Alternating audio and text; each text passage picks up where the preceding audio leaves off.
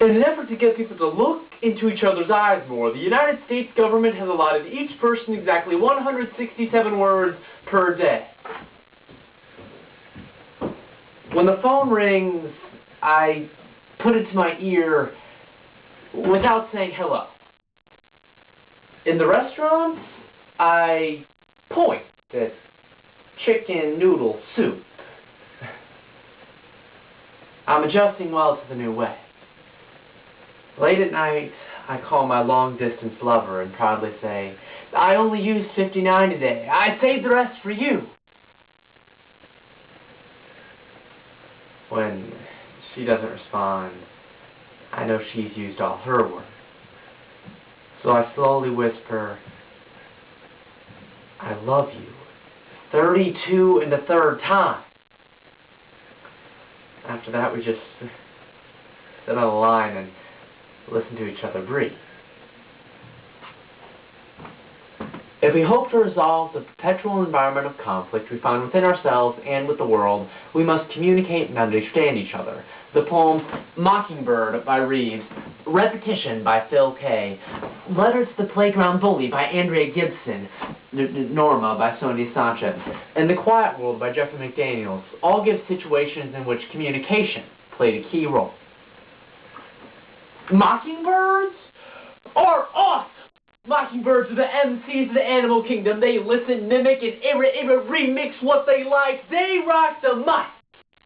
Outside my window every morning, I can hear them sing. I just wanted to know how to do my homework. Nothing else. As I asked the question, he sighed. He said, the teachers are there. Ask them. My mother taught me this trick. If you repeat something over and over again, it loses its meaning. For example, homework, homework, homework, homework, homework, homework, homework. See? Nothing. Our existence, she said, is the same way. You watch the sun set too often, it just becomes 6 p.m. You make the same mistake over and over, you stop calling it a mistake. If you just wake up, wake up, wake up, wake up, wake up, one day you'll forget why. Nothing is forever, she said. I mean, if you can talk it, a mockingbird can squawk it. So check it. I'm gonna catch mockingbirds. I'm gonna trap mockingbirds all across the nation and put them gently into mason jars. And as I drive through a neighborhood, say, where folks got a lotta, I'll just take out a mockingbird I caught in a neighborhood where folks ain't got nada and just let it go, you know? Up goes the bird, out comes the words, Juanito, Juanito, penta a comer, mijo. I was very shy. I always felt so conspicuous that I talked with my head down, I walked with my head down, I slept with my head down. He kept pointing at the book and looking upwards, as if a combination of those two actions would give me the immediate joy of an answer. A sound from the back of the class made me turn around. It was the people. I'm gonna be the Johnny Appleseed of sound, cruising random interstates and city streets, rocking a drop-top Cadillac with a big back seat full of loaded mockingbirds. And I'll get everybody. My parents left each other when I was 7 years old. Before the last argument, they sent me off to the neighbor's house. I imagined it as an accident. That when I left, they had whispered, I love you so many times that they forgot what it meant. Family, family, family, family. Maybe there are cartwheels in your mouth. Maybe your words will grow up to be gymnasts. Maybe you've been keeping with them by accident. I know some people don't get a whole lot of rocking in the rocking chair, and the ones who don't sometimes get rocked in their voice boxes, and their voice boxes become slingshots, and maybe you think my heart looks like a baby squirrel. But you absolutely missed when you told the class I have head lice, because I 100% absolutely do not have head lice, and even if I did, it is a fact that headlights prefer clean heads over dirty ones, so I'm clean as a whistle on a teapot. My mother says it's perfectly fine if I blow off steam, as long as I speak in an octave high enough, my kindness can still reach it. But on your bad days, couldn't you just say, hey, I'm having a bad day, instead of telling me I'm stupid or poor, telling me I dress like a boy? So what? It is a fact that bumblebees have hair on their eyes, and humans too should comb through everything they see. Norma is a mathematical genius. Her fingers danced across the board. I was transfixed by her face that torpedoed the room with brilliance.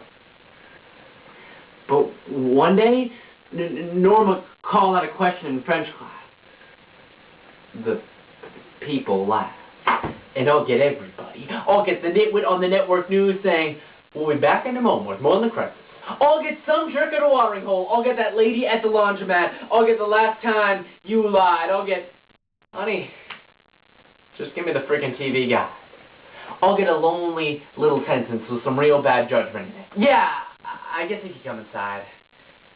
But only for a minute. If you repeat something over and over again, it loses its meaning. This became my favorite game.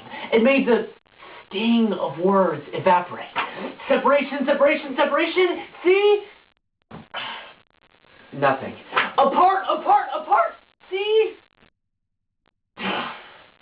Nothing. I'm an injured handyman now. I work with words all day. When I was young, I was taught that the trick to dominating language was breaking it down, convincing it was worthless. I love you, I love you, I love you! See? Nothing. So maybe sometime you could sit beside me on the bus and I could say, guess what? It is a fact that manatees have vocal cords but do not have ears, and Beethoven made music even when he could no longer hear, and I know that every belt that has hit someone's back is still a belt that was built to hold something up. And it is a fact that Egyptians slept on pillows made of stone, but it's not hard for me to dream. I want to be a belly dance or an accordion or a pogo stick or the fingerprints the mason left in the mortar between the bricks to prove that he was here, that he built a roof over someone's head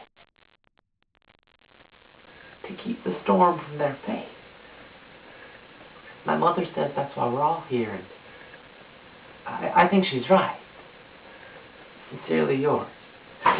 Norma stood up and started to pack her books. She walked to the door, turned, and said, I just wanted to talk to you in your own language so you wouldn't be so lonely. You always look so lonely up there by your desk. Soon after my parents' divorce, I developed a stutter. Fate is a cruel and efficient tutor. There is no escape in stutter. You feel the meaning of every word drag itself up your throat. Separation. Stutter is the page of manners. Are you okay? What'd you say? Come on, kids, spit it out. Is a glaring reflection you cannot escape. Every terrible moment skips upon its own announcement over and over again until it just hangs there. Mom, Dad, I am not wasteful with my words anymore. Even now, after hundreds of hours practicing away my stutter, I still feel the claw of meaning in the bottom of my throat.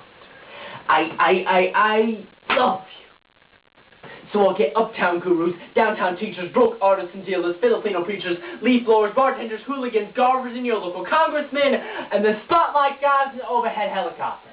Everybody gets heard. Everybody gets this one honest mockingbird as a witness. And I'm on this. I'm on this till the whole thing spreads to maybe moms tucking their kids into bed singing, hush little baby, don't say a word. Just wait for the man with the mockingbird. and just who is responsible for the citywide, nationwide Mockingbird Cacophony, and somebody's going to tip the city council off to me, and they're going to offer me a key to the city, a gold-plated, oversized key to the city. And that's all I need. If I have that, I can unlock the air. Listen for what's missing, and put it there.